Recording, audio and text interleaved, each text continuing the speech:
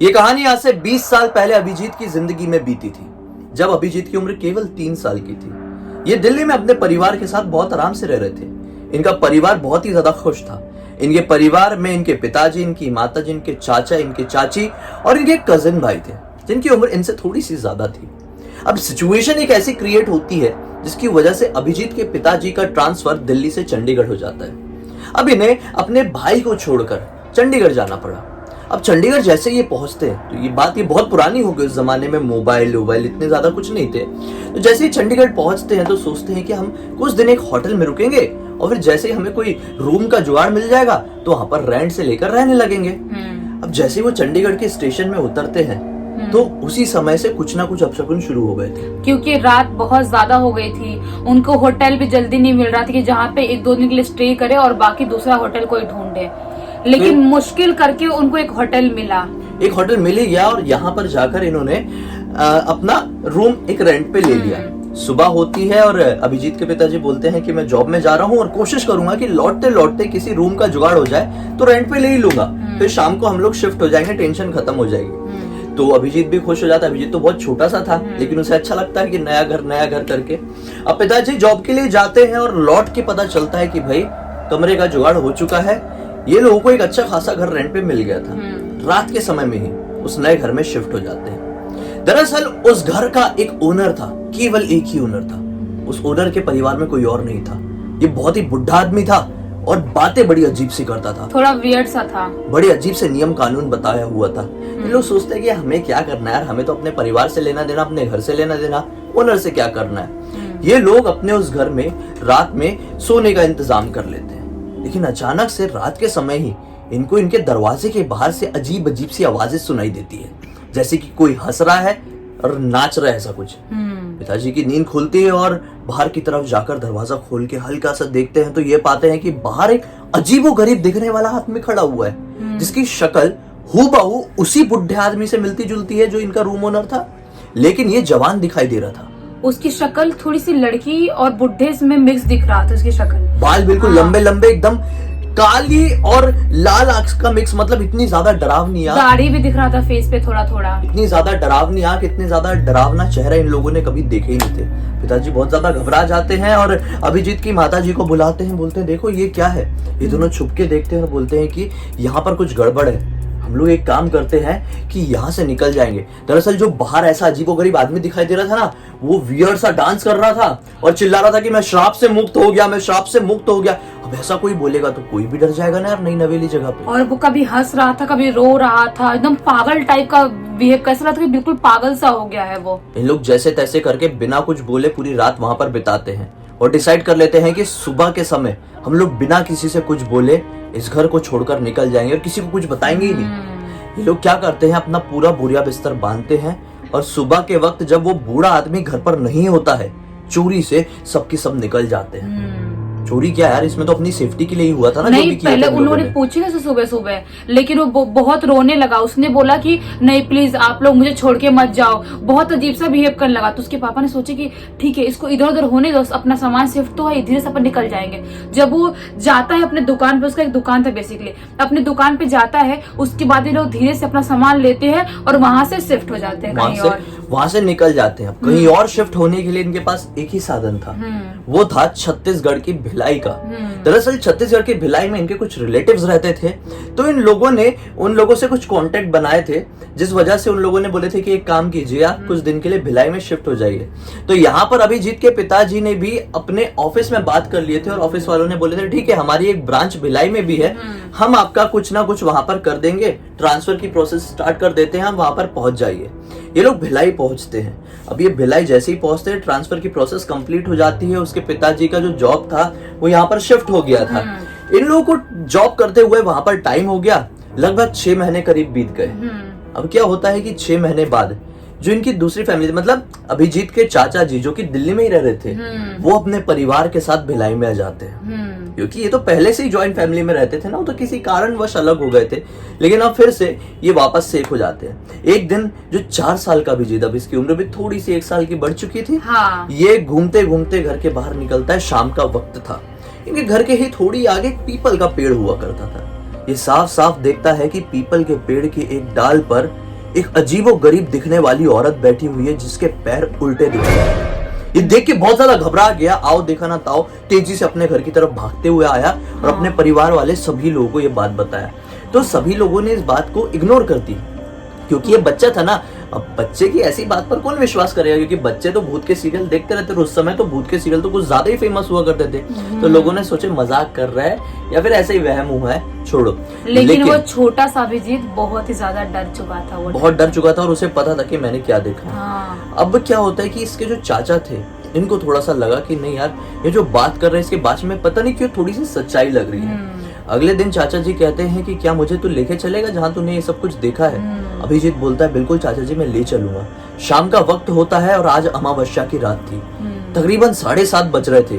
घना अंधेरा था और पता नहीं क्यों उस एरिया की लाइट जा चुकी थी। ये दोनों उस तरफ पहुंचते हैं। जैसे ही वो पेड़ के सामने पहुंचते हैं तो पता नहीं लोगों ने ऐसा क्या देखा कि जब वो लोग वापस घर पर लौटे तो उसके चाचा का जो हाव भाव था पूरी तरह से बदल चुका था। ये बहुत ज्यादा वियर्ड एक्टिविटी करने लगे थे।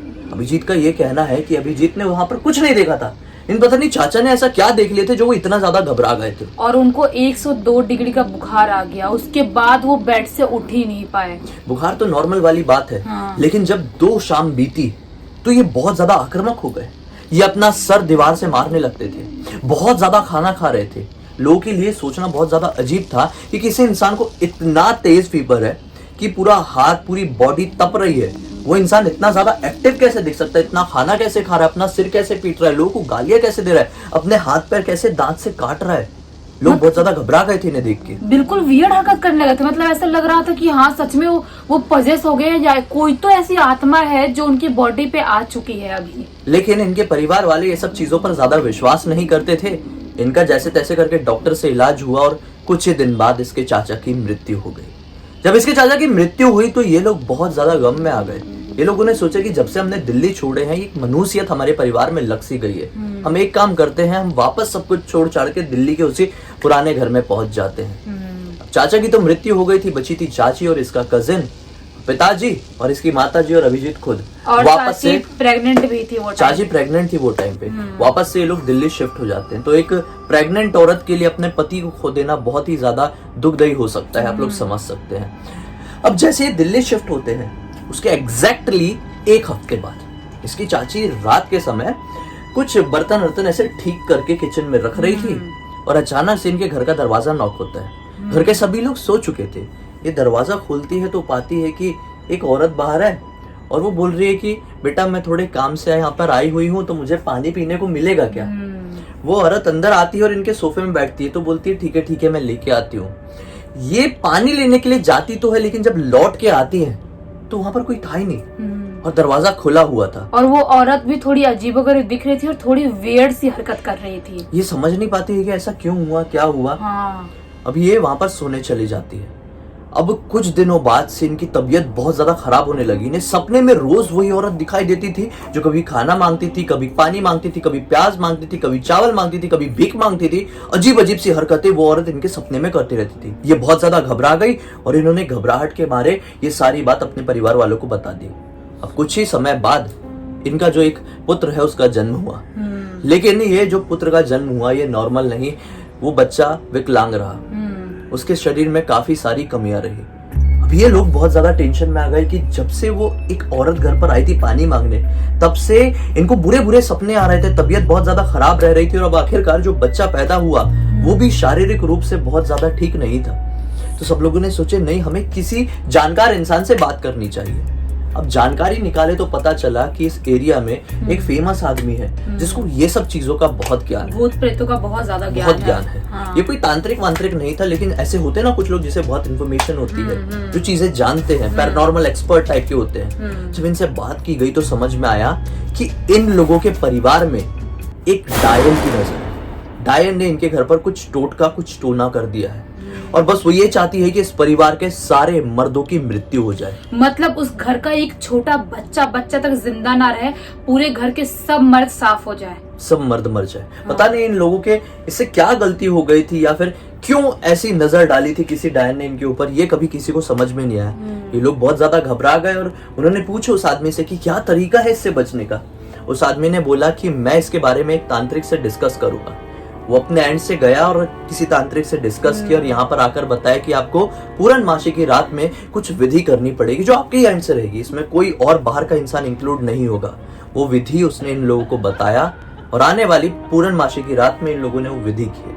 विश्वास मानो उस दिन के बाद से इनकी जिंदगी में चीजें धीरे धीरे करके नॉर्मल होना शुरू हुई। विधि से एक हफ्ते पहले तक उनके घर में सबका जीना हराम हो गया था, क्योंकि उनके घर पे जितने लोग थे सबके साथ कुछ ना कुछ बुरा होता था, सब लोग कुछ ना कुछ बुरा एक्सपीरियंस करते थे। किसी को गंदे सपने आते थे, किसी को बाथरूम के पास कुछ दिखता था। एक दिन तो अभिजीत भी बाथरूम के पास किसी को ऐसा वियर्ड से अजीब सी औरत को देखा और वहीं पे बेहोश हो गया था। जब घर वालों ने उसको उठाया तो उसने बताया कि मैंने ऐसा ऐसा देखा था। वो विधि के एक हफ्ते पहले तक सबकी ऐसी तैसी करके रखी थी उस आत्मा ने। मतलब किसी को चोट लग जा रही थी, किसी की तबीयत खराब हो जा रही थी, मतलब इनको ऐसा लगा था ना जाने हमारी जिंदगी में ऐसा क्या हो गया है। लेकिन जब ये हुआ, इन लोगों ने ये विधि किए, ये तरीका आजमाए, ये अनुष्ठान किए, ये चीजें धीरे धीरे करके शांत होने लगी। और आज इस वाक्या को पूरे 20 साल बीत चुके हैं और आज सभी लोग बहुत ही अच्छे से और शांति से रह रहे हैं, किसी को कोई प्रॉब्लम नहीं है। अभी सब लोग ठीक है और उम्मीद करते हैं कि आगे भी ठीक रहेंगे।